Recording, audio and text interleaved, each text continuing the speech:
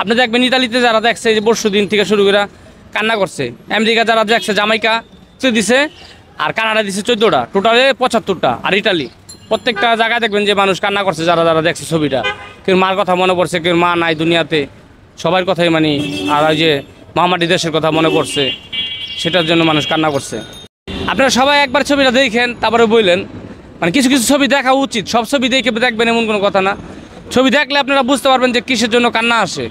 আর যারা যারা দেখেন সবাই যাতে যাতে আশেপাশে সিনেমা হল আছে তাদেরকে আমি অনুরোধ করবো, আপনারা দেখে নিয়েন ছবিটা, দেখে তারপর অন্তত বকা দিয়েন, না দেখা বকা দিয়েন না যে ছবি কেমন হইলো কী হইলো। আজখানে একটু শাকিব খানের এই ছবিটার ভিতরে 2 ঘন্টা 25 মিনিটের ছবি, তো আপনার 2 ঘন্টা 25 মিনিটের ভিতরে আপনার 2 ঘন্টা 5 মিনিটেই খান সাহেব স্ক্রিনে আছে।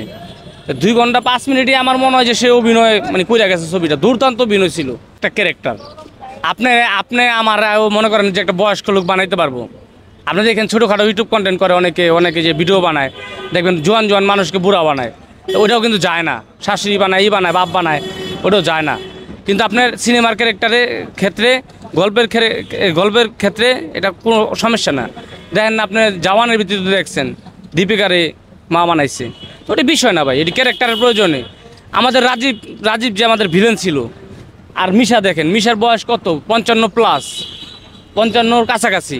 তাই মিশা তো একটা বাপের পাঠই করে ওরকমভাবে করেনি। অথচ রাজীব দেখেন তার 40 বছর বয়স যে সময় ছিল, সে সময় থেকে সে বাপের ক্যারেক্টার করছে, ওই আমলে 90 দশকে করছে।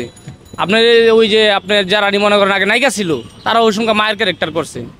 কিন্তু এখন মনে করেন যে ওই ক্যারেক্টার করলে প্রবলেম, বুঝছেন? এটা ব্যাপার না ভাই। এটা আরশ খান খুব ভালো অভিনয় করছে, ছেলেটা খুব ভালো অভিনয় করছে। আমার কাছেও ভালো লাগছে আরশ খানের অভিনয় ব্যক্তিগতভাবে। কারণ আরশ খান অভিনয় ভালো করছে।